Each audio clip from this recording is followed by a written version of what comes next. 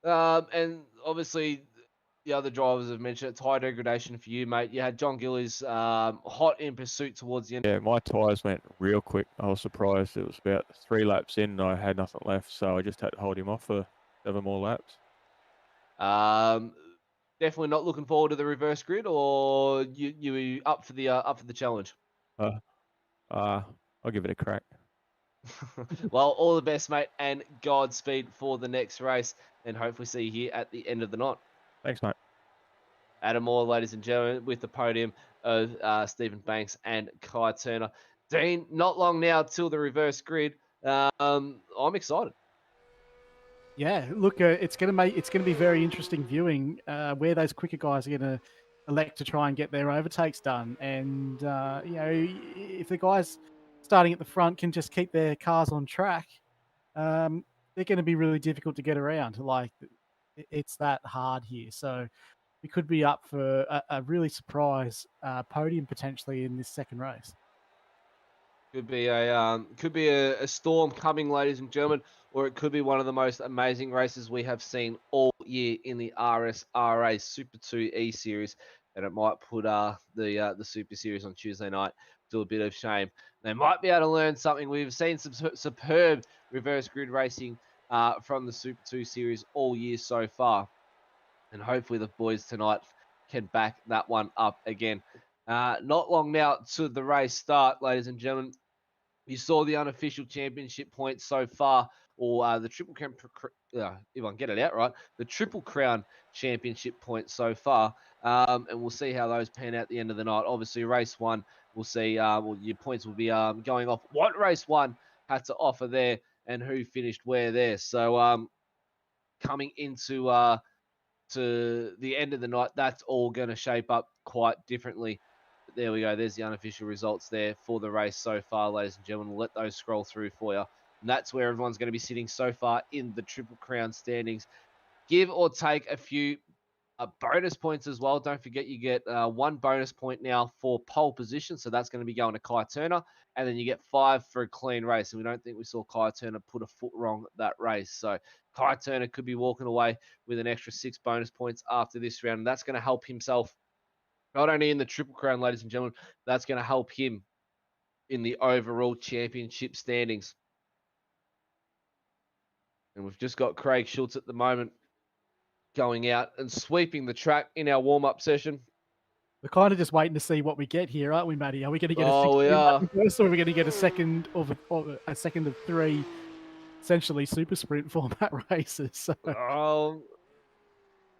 We're getting the 16 lap of reverse grid. So there we go, ladies and gentlemen. iRacing is was reading wrong, and we're getting what we've bargained for. So Craig Schultz at the moment just sweeping the track in the new RSR Goodyear Auto Care safety car for the RSRA Super 2E series, and a bit of a livery change for that car this season. Going for a bit of a chrome silver look, and it really makes the Goodyear pop on the side of that.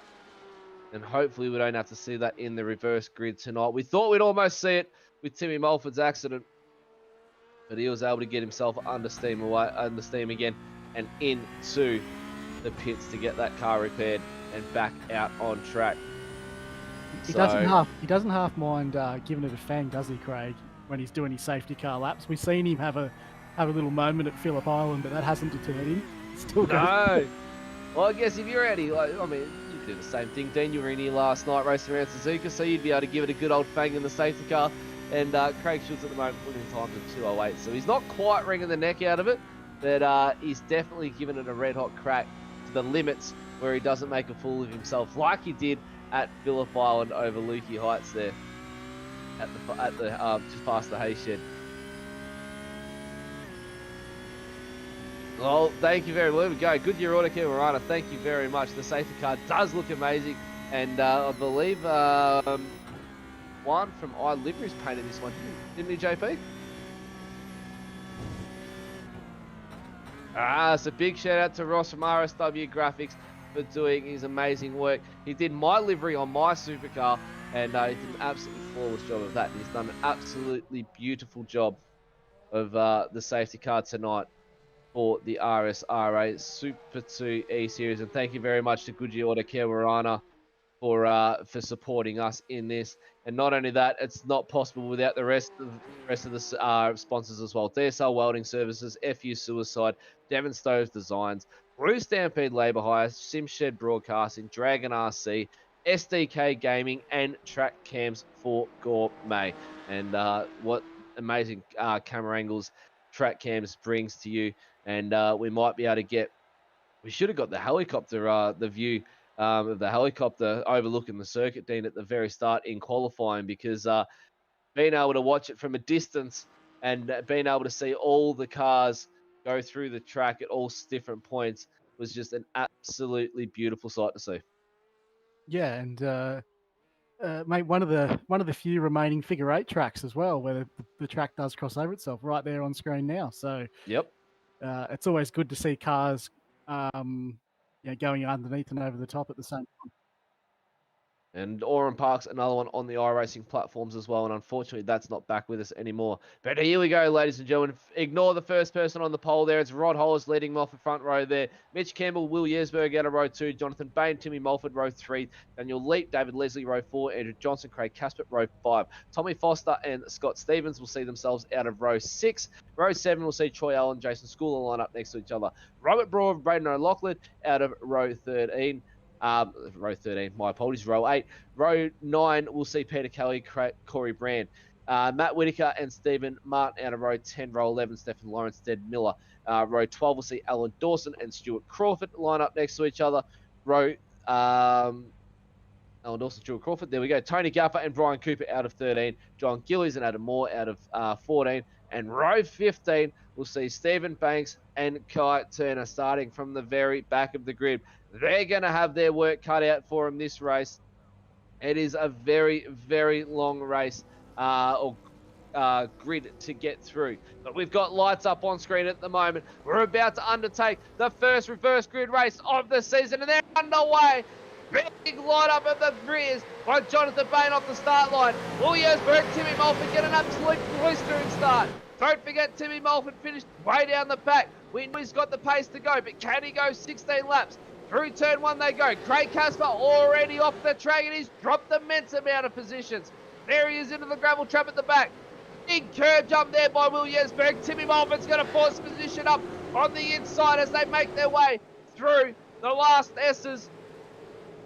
Cold tires. Will Yersberg runs wide through turn 6. Into 7 they're going to come. He's going to let Timmy Mulford go by him. And that's going to promote Daniel Lead up onto the other, around the outside of him as they come through the last bit of 7. Into turn 8 they come. And sets Timmy Mulford, Daniel Lead, Will Yersberg, your top 3. Jonathan Bain sitting in 4th. Tommy Foster rounding out your top 5 there. Looks like everybody got through nice and clean. Scott Stephen, David Leslie, Craig Casper. The only big losers so far. Through the hairpin they come for the first time. You got Kai Turner up 12 positions already, and Brian Cooper up 9, so they've made a huge gain off the start, which is no easy feat, that's for sure. Make that 13 position down to Kai Turner, so that is an absolute blistering start by that man in the middle finger racing Bob there. Off track for Jason Schooler a little bit. He ran a little bit wide, but look at the heat that's just put onto him. Was that Kai Turner? Yes, it is. Ran a little bit wide. Kai Turner pushed too hot there, but there's a car off the track already. That's Peter Kelly. Peter Kelly into the wall as they race down the back straight for the first time. Kai Turner in hot pursuit of Alan Dawson here. He has a bit of a look. Will Yersberg's run a little bit wide there. That's allowed Jonathan Bain to get past him. Yeah, a couple of cars getting on the curbs too aggressively there and getting unsettled. It looks like we've got is that John O'Bain with a slowdown now? Nope. Troy Allen. Troy Allen with a slowdown. Troy Allen with a bit of a slowdown. 2 so far. Stephen Martin off the track as well. Craig Casper into the pits. He's going to be getting some damage repair to that. And Troy Allen, was that Troy Allen again? It just ran a little bit wide? No. So it was Troy Allen running a little bit wide, so he's just serving that slowdown, getting that out of the way before he cops an iRacing penalty. Just looking through the field at the moment, and still a big, long freight train. And that's what we love about the reverse grid racing, ladies and gentlemen. Kai Turner was able to make his move on Dawson there. Now he's going to line up Stephen Lawrence and try and get a move done into the hairpin. We'll stay on board with this one. Just in front of them, Andrew Johnson, the veteran of the RSRA Super 2. Just settling the down. longest standing member. Dean? Yeah, just going to say, just settling down now. Oh, no! Oh, no! Andrew Johnson gets turned around by Stephen Lawrence. That's, that's a looking a little nosy there into that hairpin, so we'll have to get it from a different view, but Kai Turner's now going to be all over the back of Stephen. Right, Turner doesn't have to sweat too much because he knows that position's going to be given to him after Stephen Lawrence serves his drive-through penalty. Look at this, ladies and gentlemen. Stephen Lawrence goes to dive it up the inside, and Andrew Johnson just closes the door at the very last minute. Oh, very unfortunate for Andrew Johnson. Very unfortunate. Luckily enough, he was able to get turned around, though, by Stephen Lawrence back onto the racing line somewhat. All the cars checking up behind him. Andrew Johnson able to break up or get back out on track again. But he's dropping like a can of worms at the moment. He's currently sitting down in 21st position. On board at the moment, Corey Brand. He's in hot pursuit of Robert Brewer. Through turn 2 they come. Bit of a lock up. Running a little bit wide. It's tight here in this train, isn't it, Matty? Oh, it's very tight. I don't know where to look. I don't know what to talk about. It's getting extremely tight, Dean. And it's like this holding on as a driver as well. It's so easy to make the mistake, and you know, they're so nose to tail and close here. It's hard to spot the apexes. So I think Will, big moment. That was a big moment there by Matt Whitaker. Yep. Big slide. He saved that well. Oh no! Corey Brand has a big moment there. Drops 3-4 positions. He's still off track. He's still off track. He's in the almost collects another car. Corey Brand dropping like a fly at the moment. He's all the way down in 18th position now.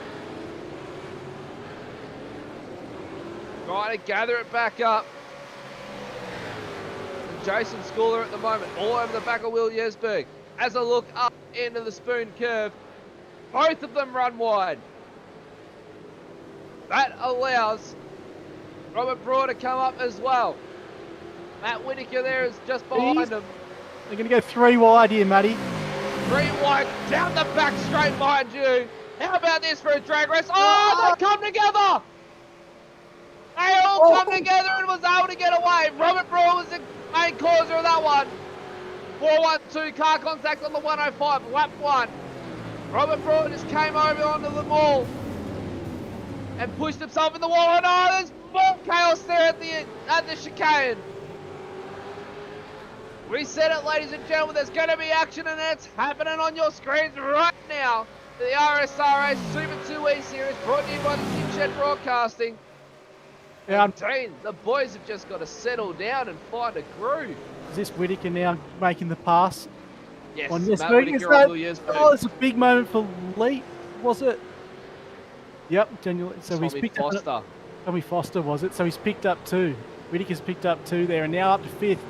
412, you see on your screens before, that is the car currently in 4th, Jason Scholar. So, yeah, unfortunate for him. That's the tough one to swallow coming, considering he's in 4th at the moment. That drive-through penalty. Yeah, very, very unfortunate on your screens at the moment, though, ladies and gentlemen. Is Jason Schooler there. Matt Whitaker chasing him down. Timmy Mulford, though, checks out fastest lap of the race, 2:03.83. Big one here, Matty. Big one here. 4:08 drive-through penalty car contact with 11 on lap 1. That's Kai Turner. That's Kai Turner. Kai Turner seen himself have a trip to pit lane after finding himself now sitting in 9th position. is going to have to take a pit lane penalty at some stage and try and fight his way back through the whole entire field again. At the moment, he's sitting behind his teammate Troy Allen, but not for long. He's under the series rules. I think he's got 2 laps to serve his drive through, doesn't he, Matty? Big slide by Troy Allen, and that's correct, man. 2 laps. So if he does it now, he might stand a chance to give himself some clean air and find himself just outside the top 15 there. So, another big moment for Troy Allen. Troy Allen's doing a little bit of an expression second as he runs the chicane, takes the shortcut. That's going to be a big slowdown. Kai Turner darts into the pit lane to get this penalty over and done with. But at the moment, Timmy Mulford just stealing the show. Yeah, Daniel Lee just behind him.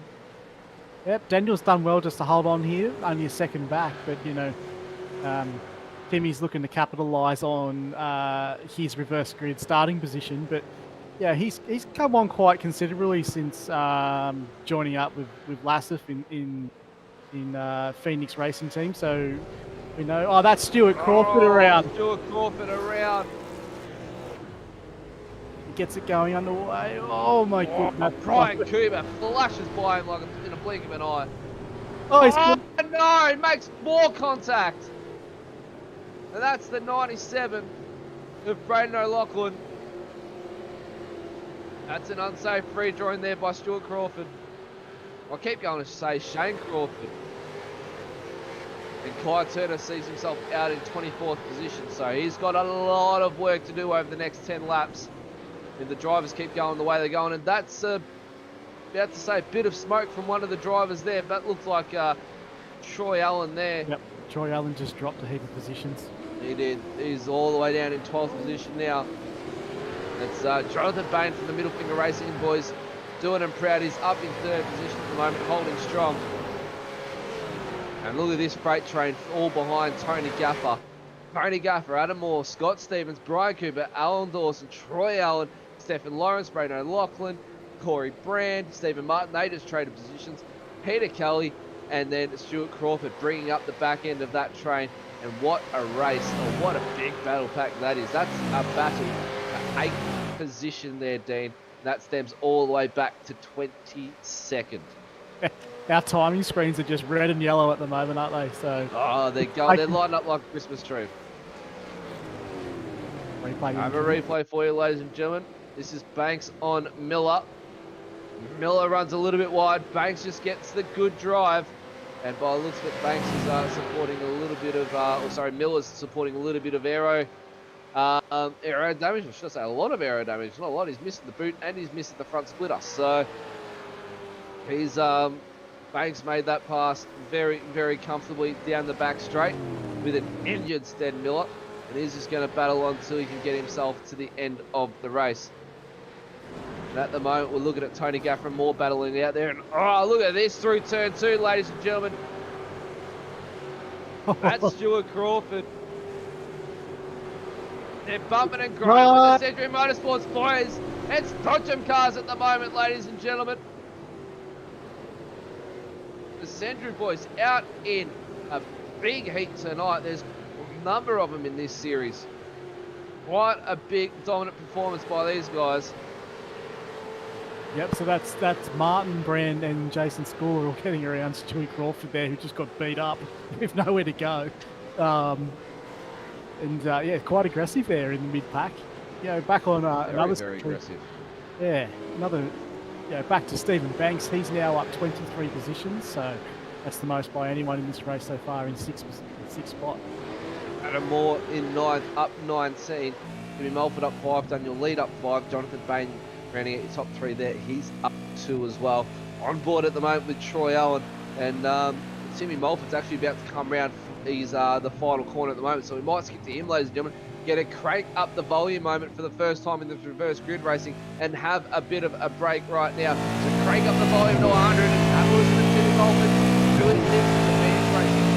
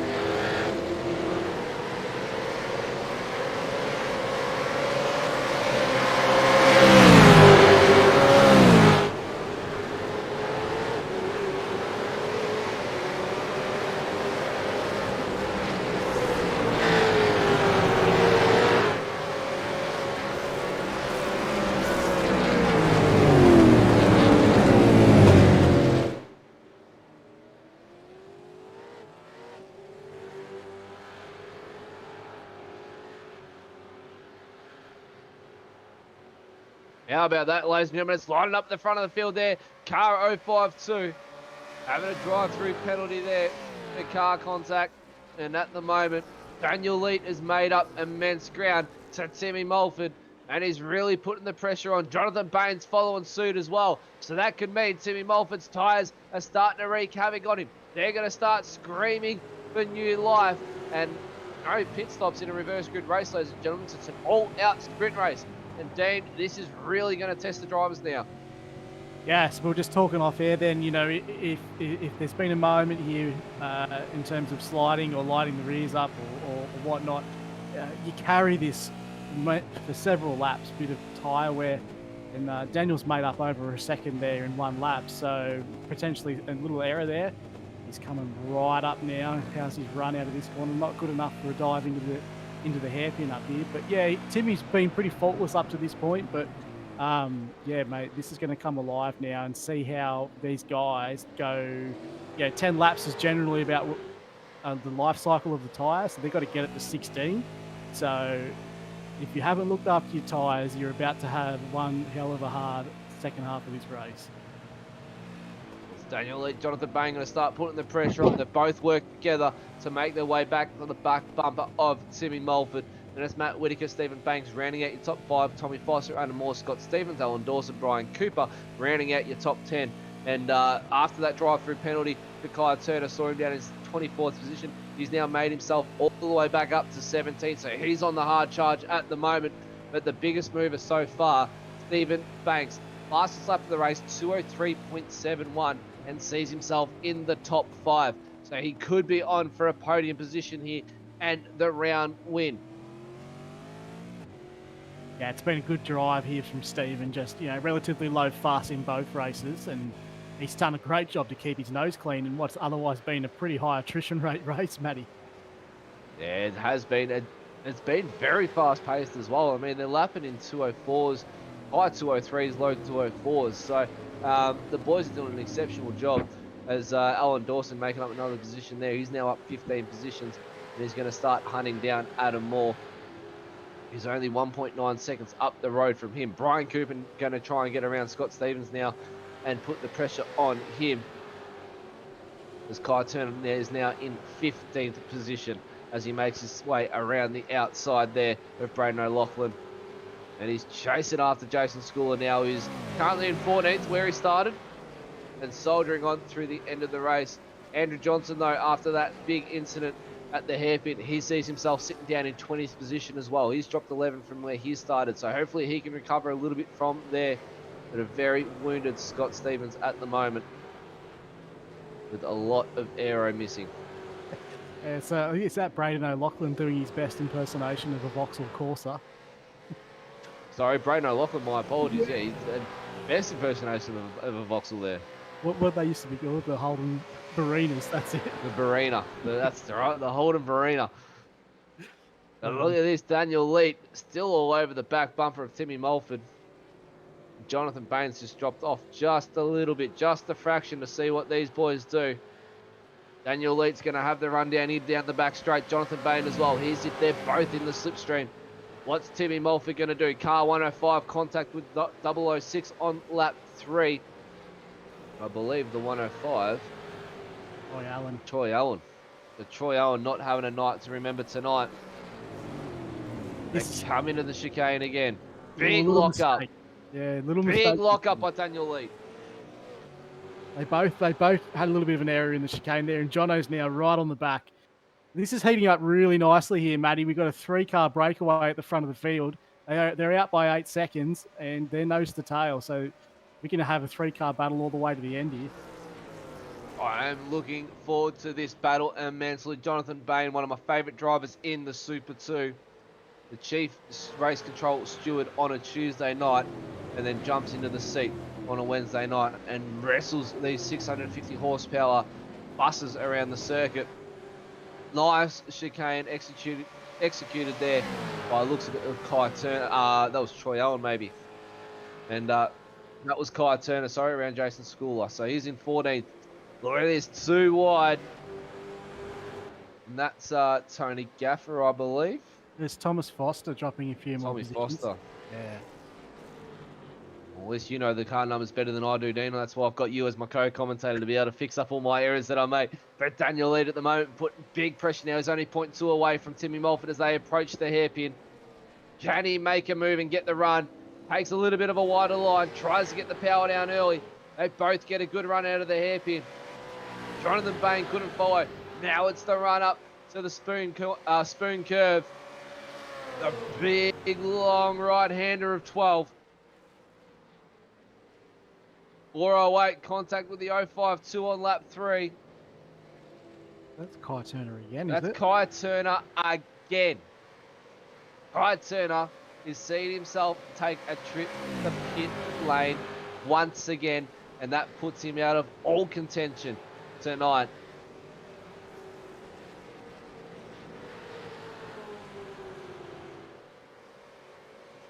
And it's a reoccurrence for him in many of the reverse grid races. We saw that in season 1. Kai Turner was just unable to execute the reverse grid races correctly and always found himself in the pit lane. But look at this. It's starting to heat up now at the front. Daniel Leet with the run on Timmy Mulford. Timmy Mulford takes a bit of a defensive line. Daniel Leet pokes his nose out to have a look into turn 1. Can't get it done. Can he get the run around turn 2 and try and hold it through the S's here? Whitaker at 203.61 on 11 lap old tyres, I believe. That is absolutely blistering.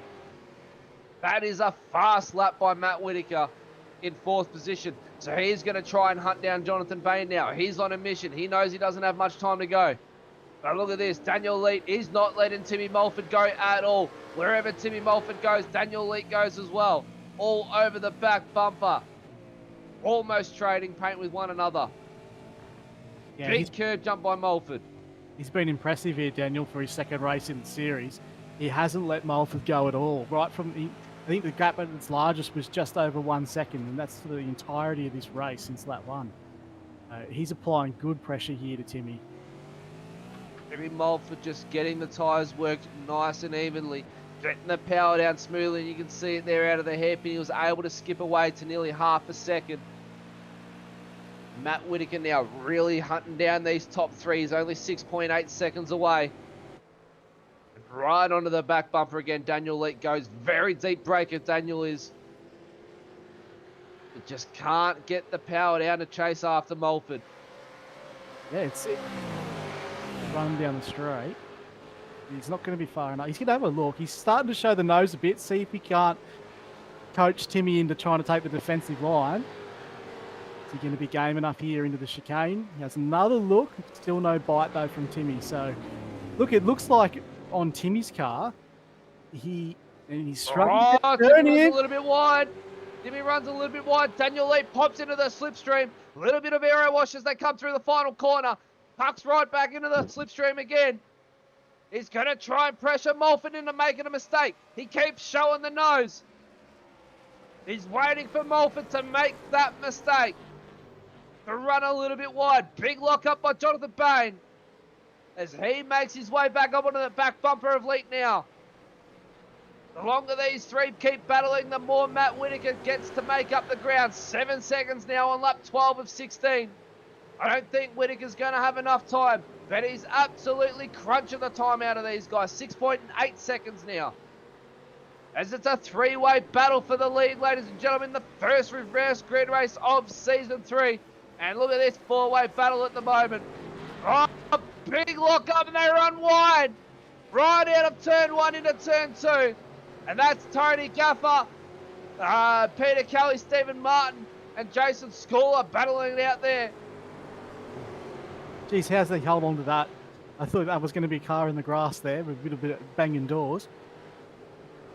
But Peter's managed to hold on to that despite that huge moment into turn 1. So he's only dropped 1 spot. So, and that's another new paint scheme for this season, Matty. Is it young veterans, I think? Yes, I believe that is the young veterans paint scheme. But here we go. Daniel Leet, Timmy Mulford again. All eyes on these guys at the moment. Daniel Leet right up in the back bumper. Can he get the drive out of turn 14? He's got a good one. He's got a superb drive out of 14. He's out of the slipstream though. That's not going to help him. He's just in it. He needs to be right under the rear wing of Mulford to get the full effect of it. As they come through 15 now, he has another look. He's trying to still scare Timmy into making a mistake.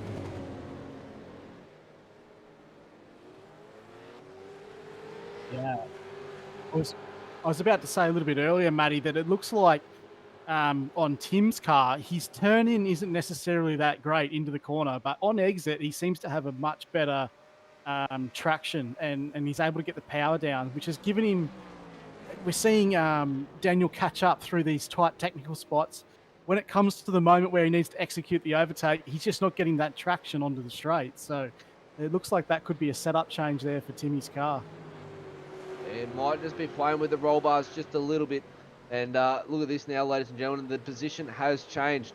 Jonathan Bain and Daniel Leet now duking it out. Bain all over the back bumper of Leet. How long is that going to last for? Can Bain hold on to Leet and go with him to Mulford again? 0.7 seconds away from Mulford. Daniel is, as they make their way to the hairpin again. Lap 13 of 16 now, ladies and gentlemen. And Leet just strong through 6, 7, 8, and 9. But Timmy Mulford just driving a superb race right now. New team to the series of Phoenix Racing. Not so much new to the RSRA though. Timmy Mulford's been around for some time now. But Lassus Leonage, the owner of the Phoenix Racing team with young Rehan, his apprentice. And the 024 car contact with the 105, lap 5. That's Dead Miller. And Race Control have their work cut out fit for them tonight. As you can see, they've only just got to the lap 5 incidences now. So,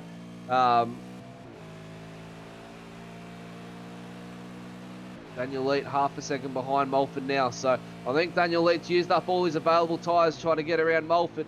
And Mulford's just been able to conserve it extremely well. And that's allowed Bain to really now start pressuring Daniel. And what can Bain do with this? As we're on board still with Timmy Mulford as he comes through the chicane again. Come around the final corner. Oh, has a little bit of a wiggle.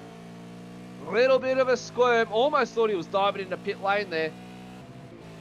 And that's allowed Daniel to get right back up to the back bumper again. Jonathan Bain just gets some clean air into the front grille of that Holden Commodore. Yeah, it's tight, isn't it? Like you see the guys diving out from behind the car there, and you think, well, is that a bad decision because they're breaking the toe? But I think what they're trying to do is they're trying to bait the car in front to go defensive, because if you can get them to do that, you're compromising their exits onto the straights, and that's where this track's so difficult to get a pass done, that you're trying to think of ways to get around the car in front, and that's one of them. So.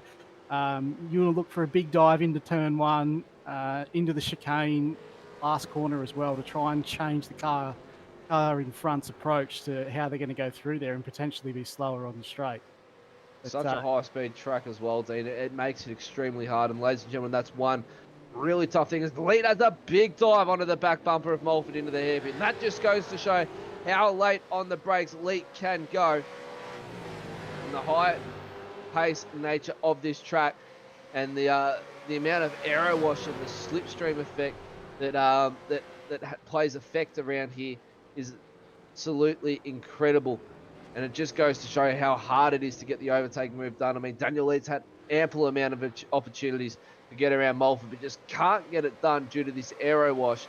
And also Timmy Mulford through here, just checking him up in the exit of the corner there, just to compromise their run onto the straights here.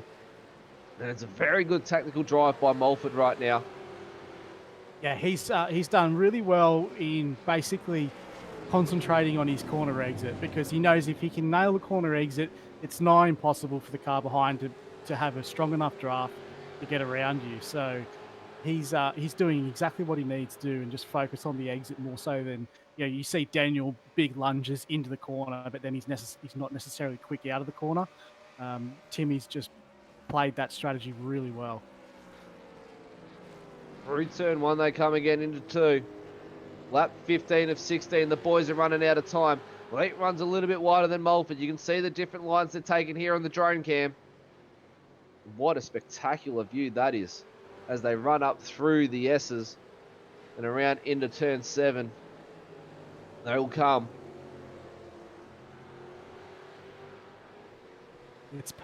It's been really, really classy, this drive here from these 3 drivers. Oh, Scott Stevens! No! Stevens off the track big time. One of the fastest sections. And luckily enough to get it back on track, Dean. That was a wild ride. Yeah, I'm not sure what... Robert Brower as well. Fastest lap, 2:03.48. Here we go again. Oh, he's really strong in that hairpin, isn't he, Daniel? Oh, unbelievably strong. And he's got a good run out of it as well on Mulford. He's right on the back as well now, Dean. Yep, we know he's strong in his second section. Is he going to be game enough to keep it into the inside? He's going to have a look. He's going to have a real good look. He can't quite get the nose up alongside, though. Well run again. He needs to have a good run out of here, Dean. He needs to have a spectacular run to make a move. And he does. He's got a decent run on Timmy Mulford. Let's watch him drag race now down the back straight, ladies and gentlemen. He has a little bit of a look. He pokes the nose out.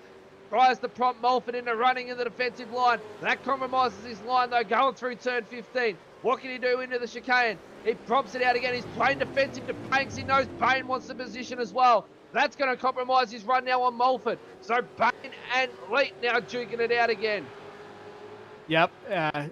Effectively, what he was trying to get Timmy to do, he ended up having to do himself. So Jono didn't come through. But, you know, it was a fair... I thought the chicane was the moment to try and have a lob. He's just been caught offline. So that's given Timmy a good amount of breathing space now. And we're on the last lap as well. So he's not going to have much more of a chance. He's got a little bit of a wobble there out of turn 2. And, you know, Timmy now he's got it between his teeth. He's sensing the moment. Bain knows it's the final lap. And he's going to give it all the berries he's got to try and get second position off Daniel Leet at the moment. And he's going to push him. He's only 0.2 away. And you can see how close it is. They're almost trading crate on the front rear bar. Look at this. Him up the Bain hill. all over the back of Leet now. Have a look at this. Bain's the closest he's been to Daniel all race long. Can he set him up into the hairpin? We know Daniel's strong through here. He was practically pushing him up the hill then, wasn't he? He was. That was... Daniel's closed right back up onto Timmy again. Geez, that's a strong hairpin. He's got such a strong drive into that hairpin, such a strong braking performance into that hairpin. He does, and that just allows him to skip away from Bain just that little bit, but not by a lot. Bain's only 0.3 of a second down the road. Mulford, though, so strong through 13 and 14. It just really holds up Daniel on getting the run. But look at this now. Bain all over the back of Leet as they come out of 13 and 14. It's going to be a drag race down the back straight. Leet runs a defensive line. What's Bain going to do? He's going to tuck right up in behind him. He's going to have a look into the chicane. He has to. It's the dying moments of the race. Only a couple more corners to go. Bain has a little bit of a look. Tries to size him up. Can't get it done. I think he's just going to have to admit defeat. Daniel Leet has a strong chicane, but it's not going to be enough for those men on screen right now. Timmy Mulford takes the checkered flag in the reverse grid race. Daniel Leet in second and Jonathan Bain in third, and they skipped away from the field. Matt Whitaker comes across in fourth position. And then it goes back to Stephen Banks, who's a further 12 seconds away from Matt Whitaker. And very, very spaced out this field is. Stephen Banks comes across in 5th position. 24 positions gained from him. 22 from Adam Moore, who finishes in 6th. Alan Dawson in 7th. But this man, what a superb race. From start to finish. Got an almighty jump off the start line. Was able to get around Jesberg nice and quick. And take command of the race. And just played the tyre strategy. Absolutely perfect. And he's come home with the win. He brings it across the line for the Phoenix Racing boys in the Super 2 Series for the first time this season. And what a race, Dean, for the reverse grid. I can't believe it. It was, oh, look at that. There's a car on its lid. That's Craig Casper. That's, I believe it's Craig Casper. I think I did see a bit of purple and yellow. We've got a replay of this one, ladies and gentlemen. Let's have a skeezer of this one because what's happened here is, he's had a massive moment. He's jumped over the guardrail. He's had a massive moment. He's just gone tumbling down the straight there. And he's done a Craig Lowndes all right. He's hit the guardrail up onto the side, and then it's happened just in front of the boys there as Craig Casper was on his final lap there. So he'll be getting a tow to pit lane very, very shortly. That's a huge moment. That is a very big moment on the final lap for Craig Casper, and that's, I believe, probably one of the biggest moments we'll have all season, Dean. Yeah, the leaders didn't know what to do when they were coming up to it. But, mate, look, Timmy just withstood so much pressure there. I couldn't even say it was the end of the race. It was the whole race from Daniel. So, look, a great drive from Timmy. I was saying earlier on, he's come on a long way just in the last sort of 5-6 weeks. You know, I know we've spoken about it just when we've come up against him in races that he's improved a lot. And you know, the team, Phoenix Racing team, are looking really, really strong. Like they're now got 2 wins out of the 4 races that we've had this season. So there's only 4 of them. So it's a good strike rate so far, Matty. It is 2 from 4. That is a very good strike rate. And Timmy Mulford going to be coming around and doing the burnout celebrations for the first time tonight. Makes his way past the control line for the start-finish line. And he's going to be doing some very big burnout celebrations. And if he's smart enough, Dean, he'll go all the way down to turn 1, where there's a lot more runoff room, and he can definitely have a celebration down there. But the joys of the reverse grid racing as well, ladies and gentlemen, you can put a few extra litres in the car to guarantee yourself to get home. And a burnout celebration start for Timmy Mulford.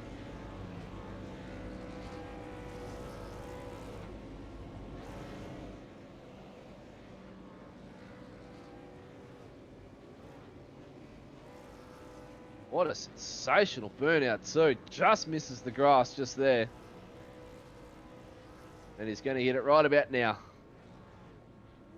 So Chris Kizu would deduct a couple points for that one, Timmy, but nevertheless, superb burnout there. And let's get those unofficial results up on screen for you now as Timmy Mulford puts it in the wall and just finishes off that motor. And Timmy Mulford taking out the race win. Daniel Lee in 2nd position. Jonathan Bain in 3rd.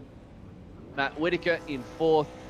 Stephen Banks in 5th. Adam Moore will come home in 6th position. Alan Dawson in 7th. Brian Cooper in 8th. Scott Stevens in 9th. Tony Gaffer will round out your top 10. And what a big spread that is from 1st to 10th, ladies and gentlemen. 30 seconds. Tommy Foster, Jason Schooler, David Leslie, Stephen Martin, Braden O'Loughlin, Stephen Lawrence, Corey Brand, Andrew Johnson, Will Yesberg, and Peter Kelly will round out your top 20, ladies and gentlemen. And then Kai Turner, Stead Miller, and Robert Brewer will be the last car finishing on the lead lap. Then it goes back to Craig Casper, Stuart Crawford, John Gillies, Troy Allen, and Rod Holes, Mitch Campbell as well, who were no-shows in the final race. And obviously Craig Schultz amongst the mix there, our safety car driver. But the celebrations are still going on for Timmy Mulford. He's got a lot of fuel to burn in that tank, but he's also got to realise that there is a post-race show that he's got to come to. So he's going to finish up those celebrations now by the looks of it. And no, I wasn't talking to him over the microphone either, ladies and gentlemen. That's, I believe, his teammates telling him to hurry up and get into the commentary booth. But nevertheless, Dean, quickly before we do get into the driver interviews, your thoughts tonight so far, race 1, race 2? Yeah, look, that was a super impressive race too. Race 1 pretty much went to script, but you know, race 2, those 3 guys that formed the breakaway pack there midway through the race, their racecraft and their respect for one another and the way they went about it was really, really classy. So, what a great way to end the night.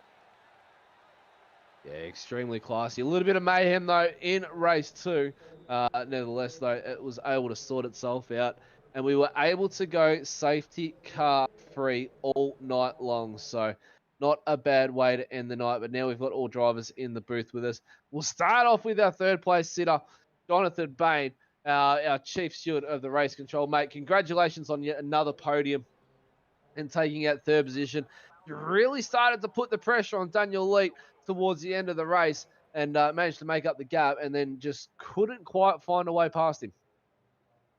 Yeah, I was my prep for this round was a little lacking, and I got given a really good set by one of my drivers, and I just wasn't good enough to do much with it. But yeah, at the end there, I'd sort of been held back for a fair bit because I wasn't thinking I was going to be racy with them, and then I decided to try and push a bit, but just didn't have enough, and those boys were just really solid. So good fun, good clean racing, and just try and prepare better for the next one, I guess.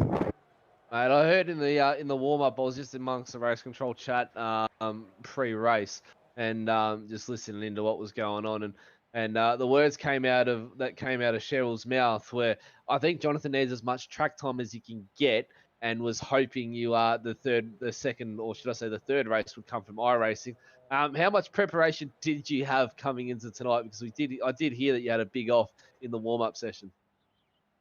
I managed half a dozen laps last night before race control, and then tonight, and I just couldn't get the set to settle. Maybe did 20 laps before the first race tonight, and then first race wasn't bad. Went off, got bumped off, and thought that's fine. I'll stick at the back, and then I made an absolute mozza on my own and clipped some grass and had to get repairs. So that was self-serving, and then I actually followed Timmy around for a few laps at the end of race one and found some time. So he might have helped me there. Just wish I could have beaten him.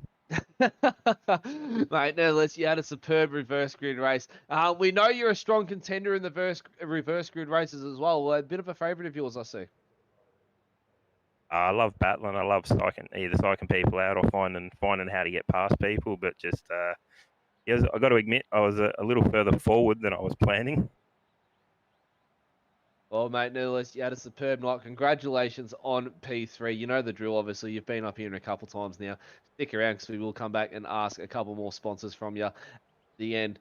Ladies and gentlemen, moving on to position 2 for the first time this season. And a newcomer to the season, to coming to the RSRA Super 2 E Series is Daniel Leet. Mate, congratulations on P2. And superb race by you around Suzuka. Just couldn't quite get it done on Timmy Mulford in the end. G'day guys. Nice to be here. Didn't quite have enough for Tim Mulford. Learned a huge amount with the car in race 1 that we were able to sort of make some good changes going into the second race, but just didn't have enough for Timmy. Mate, obviously newcomer to the season. And not a lot of people know Coda Sim Sports or yourself. Just give us a very brief rundown of Coda Sim Sports and yourself. So Coda Sim Sports, we sort of a few of us formed out after Angry Birds, and Stealth Sim Force sort of parted ways a little bit. So at that point, we were Penrite brand ambassadors. We've retained Penrite on the cars, as you've seen for the last couple of seasons with Tony and Thomas. And we're just sort of finding our way. We've got a few guys run a few other series in both GT and supercars, and kind of got the arm twisted a bit to come into the series and have a run. And it's kind of nice to be back behind the wheel. I do some stuff with a couple of other series, and it's a good change of pace to get behind the wheel. Mate, track like Suzuka, extremely difficult to find an overtaking opportunity. One thing that stood out with us tonight, though, in you personally, was just how strong your entry into the hairpin was. I mean, your brake marker was a whole car later than Timmy Mulford. You were able to really get the dive, just couldn't get it done on the inside there. Well, I don't know that the braking was necessarily any better or anything. I did notice with obviously coming into there, and we saw it in last night and race 1 there, going in through the compression. It's a little bit tight to try and work your way through and then find the pass. And it was more just a lift and coast and come in. And it seemed to be similar on the entry to the Spoon there as well. And towards the back end, we could really start to see Tim's tyres going away a little bit. But just didn't have enough drive at the end there, either to close the gap in under the brakes and the hairpin, and just didn't have the traction to get away from there to put the challenge into the next spot. So congrats to Tim. Awesome race from him. And after making contact with him in race 1 when he unfortunately found the wall, it was a nice chance to have a good battle. Yeah, mate. Look, congratulations on P2. Stick around, mate. We'll get some sponsors from you and a quick thank you as well. So just hang tight there, and we'll get back to you, mate. Moving on to Timmy Mulford, though, ladies and gentlemen, our race winner for tonight, and we've seen him up in the booth already once before, mate. Congratulations on the race win in the reverse grid race, one of the toughest races to really get through. But due to the misfortune in race one, you had a bit of a breezy start. Yeah, cheers, boys. Yeah, after the race one mishap, I thought I've got to make up for it in race two. So the aim was definitely try and get to the lead and hold the lead, and then try and get that 5-point clean race bonus as well. And plan was going well. I thought I was trying to save tyres and manage the gap a bit at the start, and I thought because didn't really know Daniel, I thought okay, I've got him covered, and I was hoping Jono was going to keep him busy. And then, yeah, all of a sudden he started to creep up on me, and I thought, okay, no, he's got more pace than what I thought. So, yeah, those last probably 6 or 7 laps, he made me work for it. But no, it was a good race and happy for it. Fantastic battle to watch from here, and especially for all the people at home, mate. So well done on putting on a fantastic show, mate. Talk us through what happened race one. I mean, that was an extremely big moment, probably one of the highest speed sections of the track to really come off, and then just got sent into a 1080 pretty much. Yeah, the good old iRacing karma struck again. I think both our other team cars had incidents at that exact same corner this week in races. So it was something I was mindful of. But I think with my setup, it probably suited the hotter track a bit better than the cooler track. And yeah, I got a bit loose coming out of that corner. And then just as I caught it, I don't know who it was behind me, but yeah, someone tagged me behind me. And yeah, I went into the wall and spun around and copped a bit of a whack. But, I thought, okay, just try and push on and get as many points as I can for race one. And then, yeah, try and make up for it in the next race. Well, I hope you're not in VR, mate. No, thankfully not. That'll make you a bit motion sickness, mate. Talk us through your tyres for the race for race two. I mean, it's high tyre degradation around here, and we heard quite a lot of drivers saying the tyres would start to drop off. How did yours end up pulling up after 16 laps? Yeah, they were pretty good. So I managed them a bit at the start. Sort of around lap 9, 10, I noticed they started to wear. It's more the front tyres that I was copping a bit, but they weren't too bad. I think it was just more along the lines of, one, the pressure I was copping from behind. So I was trying to, make sure I had the corner entry covered, so at least I could have the drive to get out of the corner and give myself a bit of a gap again. So they weren't too bad. The last 2 laps, they started to get a bit sketchy, but just made some in-car adjustments, and yeah, they were pretty good at the end. Mate, and nevertheless, congratulations on P1 and taking out the race win for race two. And I believe JP might have the points ready. If not, we can go on and ask a couple more questions to the drivers. We might even be. Oh, let's go unofficial results for the round so far. Ladies and gentlemen, there you have it. Stephen Banks with an absolute drive so far. 24 positions made up in that final race to finish position P5. And he ends up taking out the round win with 145 points. Adam Moore in second position. Brian Cooper in third. And I've just lost my points on my screen there, ladies and gentlemen. But that's your top 3 right there. And what an absolute round it was so far. Alan Dawson in 4th, Matt Whitaker in 5th, Tony Gaffer in 6th, Kai Turner sees himself sitting down in 7th after an absolute traumatic second race, copping 2 drive-through penalties. Stephen Martin in 8th, Daniel Leet in 9th, and Stephen Lawrence will round out your top 10 there, ladies and gentlemen, and we'll let that one scroll through. And obviously, moving on to some Triple Crown podium sitters while those unofficial results scroll through for you, ladies and gentlemen. And Adam Moore, we'll start off with Stephen Banks, obviously the round winner for tonight, mate. At a superb race 1, and then just converted that into race 2. Kai Turner was able to unfortunate to cop a couple drive-throughs, but that's allowed you to skip forward to the field and snag the drive of the night with 24 positions gained and a round win. Yeah, Thank you, mate. Definitely a bit unlucky there for Kai. I'm not too sure what happened, but I'll take it anyway. And yeah, it's just a good night. Things went to plan. Just kept it pretty patient, and things came my way, so can't complain.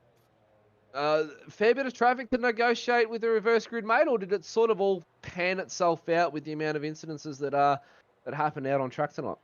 No, the traffic was hectic, to say the least. I kind of just had a plan. I'd stayed probably a car length or 2 car lengths back when there was a group of 2, 3, 4 cars, and then just tried to bounce when either they, had a bit of a mix-up or, yeah, just tried to take my opportunities as they came, and yeah, it seemed to work well. Oh, mate, congratulations on the round win tonight. You've got to be pretty happy with that for the Century boys. Stick around because we'll get some sponsor thanks off you very, very shortly.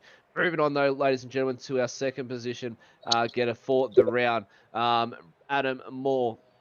Mate, congratulations on P2 for the round. You've got to be pretty chuffed with that one. Absolutely happy with that. Mate, spoke to you, obviously, race 1, and you had a fairly decent race. Race 2, bit of much of the same? Yeah, mate. I just let Stephen make a hole, and I just followed him as best I could.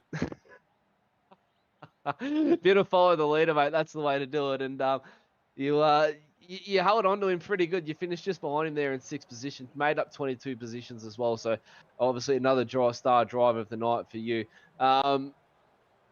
Much to contend with though in traffic wise if you couldn't follow Steve through. Yeah, there was the last group that Steve got through that I got held up for about 6 or 7 seconds, so trying to let him skip away a bit.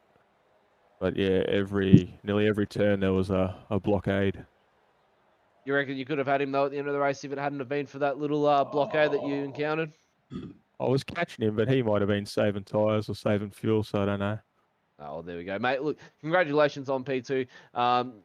You got to be pretty chuffed with that one, and some very good points for the overall championship towards the end of the year. Yeah, mate. Yeah, it's great. Good stack of points. Well, mate, stick around. We'll get some sponsor thanks very, very shortly from you. Brian Cooper moving on to P3, ladies and gentlemen. Brian Cooper stealing away P3 there, mate. Congratulations on taking out the final podium position for the round. Give us your thoughts. Thanks, guys. Yeah, it was a tough round, I suppose. Bit of redemption for myself. Missed the start of the race last week, which put me a lap down before we even started. So, yeah, it was good to obviously P3 overall. It's a good result. So, Mate, first time having the Tanked SRT up here, mate. Give us a bit of a rundown of the Tanked SRT boys and yourself. we've got a team of about we've got 12 or so drivers. There's about 4 that do V8s semi-regularly or regularly. We've got two guys, Craig and Chris, that run the other series on the Tuesday night. So unfortunately, I missed out on that by 1, which is a bit disappointing that I don't get to run with the boys on Tuesday. But make the most of it in the split 2. Does it make it a little bit a bit of an off question? Does it make it a bit difficult for yourself being the only obviously tanked car on track? Does it make it just that little bit more difficult not being able to share a few tips throughout the race with one of your other drivers? Yeah, I mean, I probably the camaraderie of having last season racing every round with Chris, and we've that's what part of the draw of sim racing is that mateship that we've got with the team, and then Craig Anspatch coming on board for this season, and ironically, I missed out on the top split by 1 position. So if Craig hadn't come in, I'd still be in the top split with Chris. But we'll let that one go. But no, it's all good. So hopefully next season we'll get back up to the top split with the other boys, and we'll race on the same night. But it's we do a bit of AOSC as well and a few of the other series, and but yeah, that's just having the I suppose not having Chris in the races with us anymore is it's you don't get the information passed back like some of the other guys would. So, but yeah, Oh, look, good race. Look, mate, congratulations on P3. And obviously stick around. We'll get some sponsor thanks off you very, very shortly. Quickly looking into what's happening next week, ladies and gentlemen, for the RSRA, brought to you by Sim Shed Broadcasting. We finish up at Suzuka and we head to a new track. 7 different countries we are crossing for this this series or this season, should I say, ladies and gentlemen. And oh, actually, let's go championship before we do that. I've got my director in my ear yelling championship. So we'll go to the championship points quickly before we have a look into next week. And Adam Moore currently sitting comfortably on top with 281 points. Don't forget, ladies and gentlemen, it's only the start of the season. We can see how quick it can blow out with a few good races. Kai Turner in second, John Gillies in the third, Tony Gaffer in fourth, Timmy Mulford in fifth, Stephen Banks in sixth, Matt Whitaker in 7th, Alan Dawson in 8th, Stephen Lawrence in 9th, and Troy Allen rounding out your top 10 from the Middle Finger Racing boys there. In 11th, we'll see. We can go over to the next page, JP. We'll see Peter Kelly, Stead Miller, Braden O'Loughlin, Brian Cooper, Jason Schooler, Jonathan Bain, Stephen Martin, Scott Stevens, Tommy Foster, and Daniel Leet rounding out the top 20 there. And then on to the top 30. David Leslie, Robert Brewer, Corey Brand, Andrew Johnson, Stuart Crawford, Craig Casper, Will Yesberg, Anthony Visma, Daniel Schultz, Rod Hollis. And you can see how close it is already in the championship for the minor positions, ladies and gentlemen. And John Nikolaev finishing up the points there with 108 in 31st position. And the points already starting to close up at the start of the season. We're hoping this can run suit for the rest of the season, and we can have a nail biter finish to the end of the season. It was sort of a one-man show in season 2 with Simon Vella making the comeback big time to one championship leader, Jamie Davis, who they both see themselves now in the Super Series. But looking into next week, ladies and gentlemen, as we go to another country for this season, the Hungaro Ring over in Hungary for a 37-lap sprint race. Dean, I'll quickly grab your thoughts on this, mate, before we get to the driver sponsors. New one for me, new one for the iRacing series, new one for you, new one for everybody. What are your thoughts? Yeah, it's another GP track, Matty. So it's another tough overtaking track. Look, I've done a GT race around there for 3 hours. That was enough. So I'm not super looking forward to going next week. But really easy to rack up off track as well. So we do run tight off track limits. So we set the X's at 16, and once you pass that, you're in for a drive-through penalty. So maybe that's something to keep an eye out for next week, because it'll be very technical in these cars. So they'll be buses, like you say, quite often to handle around there. Yeah, well, GT obviously got a lot of aero on that. Trying to wrestling a 650 horsepower bus around there, ladies and gentlemen. That's going to be one to really, really tackle, and the boys are going to have their work cut out for them next week. On to some quick driver thanks, and also some sponsor thank you, from the drivers, ladies and gentlemen. Adam Moore, mate, we'll start off with you. You're at the top of the list, obviously, starting with A. Give us a few thanks of your sponsors, mate, and then we'll move on to the next one. Thanks, mate. I'd like to thank Inside Lane Productions, Scorpion Raceway, Simshed Broadcasting, Devon Stove Designs, Nathan Clive Motorsport, and ABR Setup Shop. Also like to thank JP and the team, and all the boys at Iridium Sim Sports. Ryan, mate, your turn for the floor. I'd just like to thank the whole tank team and BA Crocs Dirt Division and the rest of the guys that support us. Thanks. Daniel, mate, you have the floor. Thanks to all the boys at Coda Sports, Tony and Thomas doing an awesome job. To Penroy Oils, Ryco Filters and Oil, Tantans, Downlink Design, and Apex Racing TV. And also a massive thank you to JP for putting up with all my questions in the off-season to get ready for this one. There's quite a few questions to be fired away, especially when you're new to the RSR, right? Don't worry, I was the same, and I'm still asking questions to him this day, and I don't even race in it anymore. So don't worry, I'm with you on that one. As our director goes, I ask questions to myself all the time. Jono, mate, you have the floor for some sponsor thanks. I'd just like to thank WP Concreting, Snap-on Tools Blacktown, Aussie Signs and Designs, and Mad As Designs for the livery, and always the most important last, the better half Cheryl, for all the support and making sure I'm turned on and logged in on time when I'm running late from work. Awesome stuff, on. mate. Stephen Banks. Yeah, just like to firstly thank the Sentry boys and all their help, especially tonight. And big shout out to JP and Tim Shed Broadcasting. We've got Fluron Studio, I'd like to thank them, and Fuchs, Lake Edge Holiday Units in Baril Lake.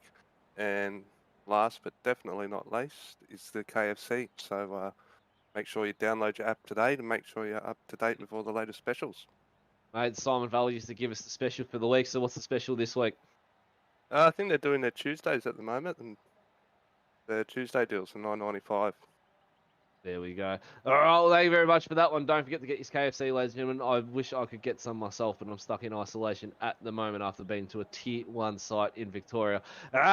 Timmy Mulford, mate, you have the floor to wrap us up for some sponsor thanks. Yeah, cheers, mate. As always, JP and the race control crew for everything they do on and behind the scenes. Melbourne Hydrographics Depot, Truck Racer, Simcore, RMX Heatherton, and LAL Photography. Of course, teammates for help during the week with practice, and Laz for another awesome setup. Awesome stuff, mate. Awesome stuff. Well, that's everything from the drivers, ladies and gentlemen. If you look to your screens now, though, you're going to see what's coming up in the next few days. Weekend Warriors Cup car racing on Saturday from 7:20 p.m. And take note of the AEDT. That's right. It's Australian Eastern Daylight Time. We are now in daylight savings on the south. On the east coast, except for one state that we won't mention, and they don't need to mention because they're that far behind in time now. And then one day they'll eventually get onto the superior timetable. As our director says, I've been muted. Saturday Weekend Warriors Cup car racing, ladies and gentlemen, 7:20 p.m. Australian Eastern Daylight Time, and then join Zach and Chris Kisby, the voices of Tuesday Night Motorsport, from 8:20 p.m. Australian Eastern Daylight Time for the RSRA Super Series. And what a series that is at the moment. That's really starting to heat up. Then come back and join myself, Matt Davis, and Dean Reddit on Wednesday night for the Super 2 E Series from 8:20 p.m. Australian Eastern Daylight Time.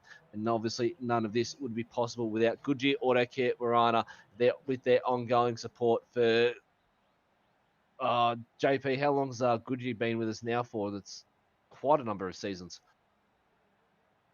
Almost 5 seasons Goodyear Auto Care Warana has been with us for. So thank you very much for the ongoing support. DSL Welding Services, the boys over at FU Suicide, Devon Stove Design, Blue Stampede Labour Hire, Sim Shed Broadcasting, and JP, obviously, Dragon RC, SDK Gaming, and Track Camps for Gourmet. Obviously, all this broadcast will not be able to be possible without none of those guys' support.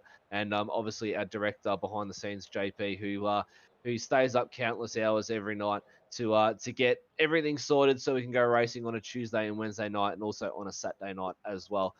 Ladies and gentlemen, that is the first Super Sprint round done of the season for your Wednesday night motorsport. Brought to you from Japan at the famous Suzuka circuit. And what a tough track that is, and some superb racing we have seen. Some amazing racing in race 1, and then the action-packed racing in race 2 for the reverse grid, as we see Stephen Banks taking out the round win and Timmy Mulford taking out the race 2 win. But, ladies and gentlemen, I'm Matt Davis, joined me by Dean Reddit, my co-commentator, the podium and the round podium as well. Also, JP in the background. Thank you very much for joining us. Don't forget to tune in on Saturday night for the Cup Car Warriors, and then join us back on Tuesday and Wednesday night for some more V8 supercar action. For now, though, I'm going to go grab myself a cold beer and enjoy the rest of the night, and so should you. Thank you very much, and good night.